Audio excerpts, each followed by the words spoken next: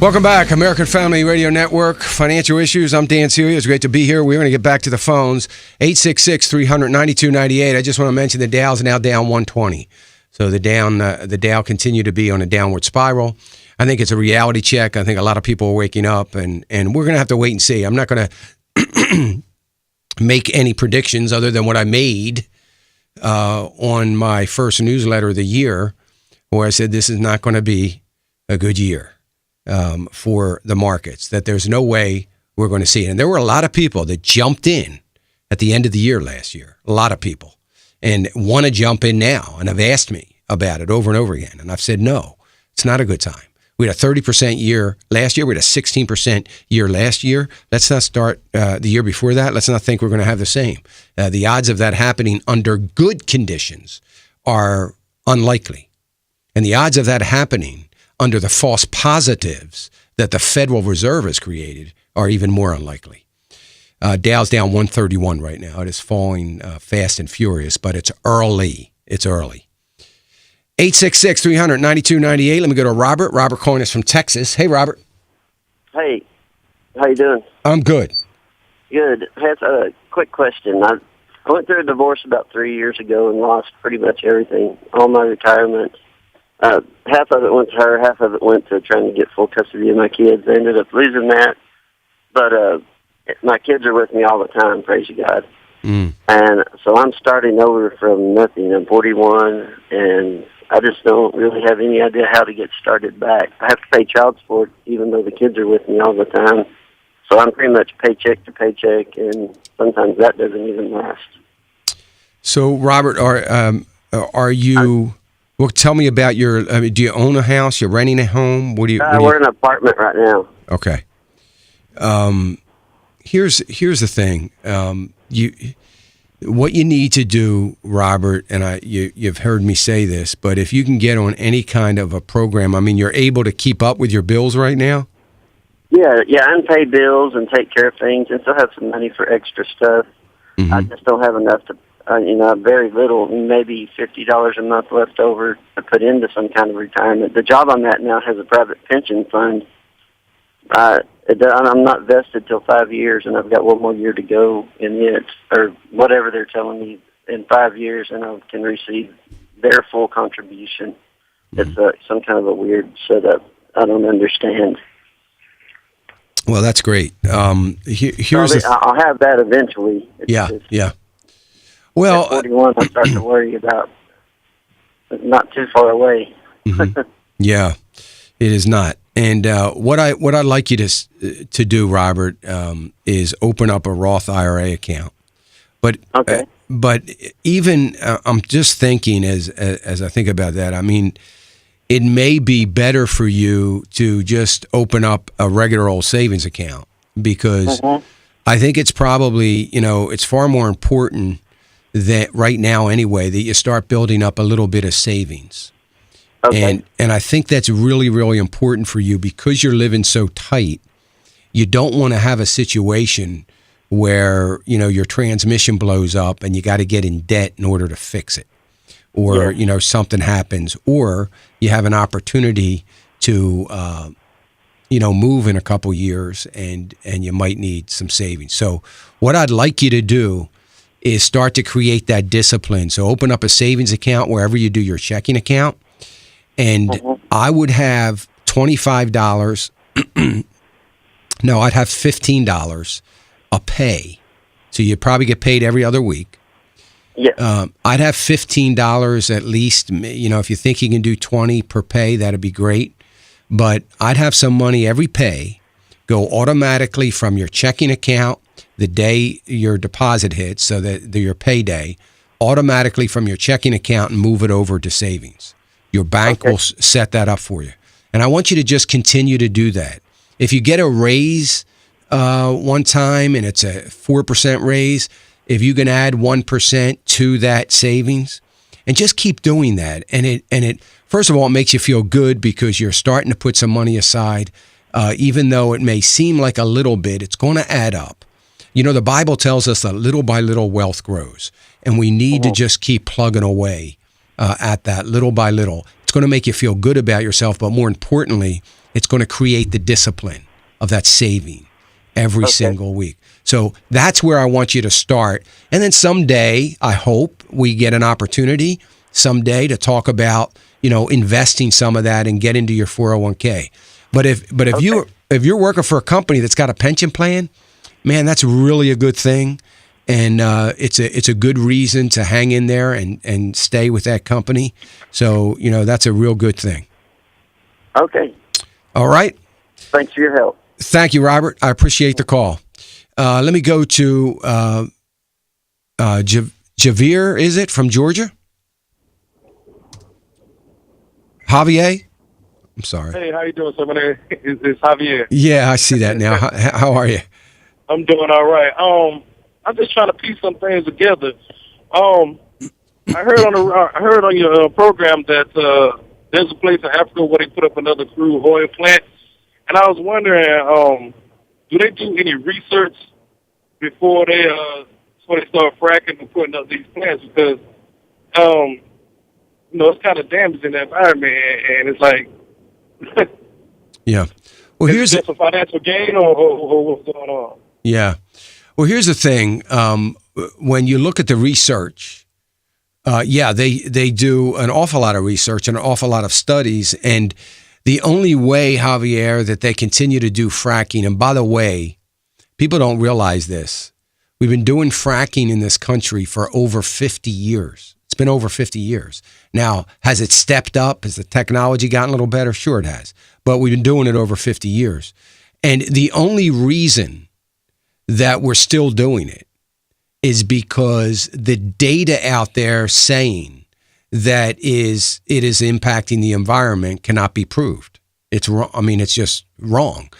Trust me, particularly in the environment that we live today with this particular EPA, that would have been shut down in a heartbeat if they could make grounds for shutting it down.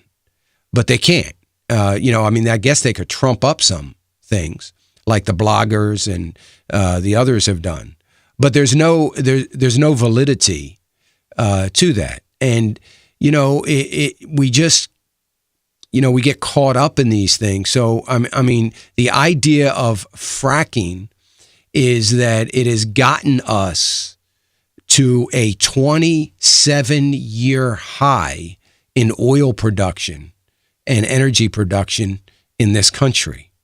And, like it or not, and you may be on the side of not liking fossil fuels, but the fact of the matter is there is no way that we're ever going to get to green energy, which I'm all for. We're not going to get there without going through fossil fuels. I mean, we're not. We've already tried that. This administration has tried it. It hasn't worked, and it's not going to work, and it's not going to work probably for a lot of years. There is a lot of work yet to be done on green energy. I think we need to continue to strive to become more dependent on green energy, but there's a lot of work to do. In the meantime, we're on the verge of an energy revolution in this country where we could be in 5 years net exporters of refined products. If that's the case, we're going to, and if it's managed right and governed right, we could be paying, $2 a gallon for gasoline, or less, and be creating hundreds of thousands, not tens of thousands, but hundreds of thousands of permanent jobs. And that's exactly what this country needs right now, and could put us on a road for the next generation to have opportunities and financing and money to continue the research and what we need to take us to the next revolution of green energy revolution that we need in this country. But I made a comment, and a lot of people probably didn't pick up on it, that, part of this Uganda plant is to build a crude oil refinery. Now, our crude oil energy plant. The point I was trying to make there is, does anybody really think that's burning clean? That the EPA of Uganda, if there is one, and there obviously isn't, is worried about that, and I'm not saying that we shouldn't be, but when we produce less than 1% of the hydrocarbons in the world, and India and China don't care a lick about doing anything from an environmental standpoint, we'd be far better off spending our environmental dollars to educate and to try to put forth agendas in those countries. And President Obama tried to do that his first term in office. And basically, I can tell you, in India, they pretty much laughed him out of the country. They said, we got people crawling on the streets that don't have food to eat, and you want us to think about the environment. So, it's an interesting debate and an interesting argument, but I will say this. When the environmentalists prove all the things that they say about fracking, it's going to stop. But it's not likely to ever happen. Thank you for that, Javier. I appreciate the call. Let me go to Les in Virginia. Hey, Les. Go ahead, Les. Hello.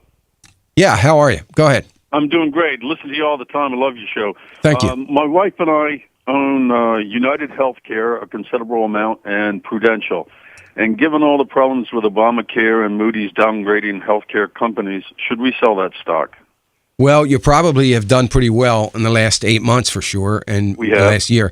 I would probably move out of the healthcare sector, but I would have to do it. I would tell you to do it pretty quick. I was thinking the same thing. Yeah. Where do you think we should go? Utilities or? Yeah, I mean, it depends on what you have now. But if and where you are, if it's something you're using for, if you're thinking about income, or it's still just you want to keep it in growth. We want to keep it in growth. You want to keep it in growth? Well, do you have energy pretty much covered? We do not. Okay. Well, I mean, I would definitely look at some of the energy companies because I think, from the long-term standpoint, that's going to do very well. And I would look at, maybe a refinery, maybe an energy. I mean, I have APA, which is Apache Corp, on my buy list this week, and Baker Hughes is an energy equipment services company for a little bit of diversification. Great company, solid company, huge company, servicing the entire industry. I would look at something like that as a replacement. And how about some firearms manufacturers? Well, the firearm manufacturers are probably going to struggle this year, but it's not been on my buy list for a while. But Smith & Wesson had a very good year last year. I expect they're going to have a good year this year, but I am so concerned. The reason why, even though there's a lot of reasons why they could have been on my buy list, the latter part of the year they haven't been, is because, frankly, I believe that they've got such a huge target, no pun intended, such a huge target on their back that I question their ability, all of them, their ability to be able to navigate through the regulation that's probably going to get they're going to get hammered with. You see, Smith & Wesson just moved out of California. They made that announcement today. Right, They're done. I heard that, yeah. You can't buy a 1911 or 45 semi-automatic Smith & Wesson. You won't be able to buy that in California. So they're moving out because of the regulations that the state of California has put on. And I don't know if people know about that regulation, but basically is the firing pin of every weapon produced has to leave a fingerprint, so to speak, a different mark on the casing that is different from any other firearm. So every gun they sell, they have to alter the firing pin so that it's going to be different from any other firing pin, so that they can trace casing back to a particular gun. And so they're moving out. I mean, they say that's ridiculous. They can't do it. I mean, they can do it, but it's going to cost so much money that they would have to pass on to the consumer that nobody's going to buy their guns anyway. So they're moving out. But that's California, and that's one state, and I don't know how long it's going to take for that to trickle through others. So they have me a little concerned right now. Not them, the government has me a little concerned about their performance. I gotta run, Les. I'm right at the end of the program. If you got another question, you're welcome to hang on. 866-300-9298. We'll be right back after this.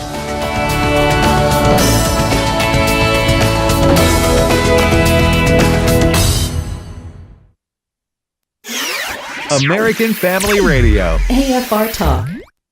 If you're ready to take a greater stand against the immorality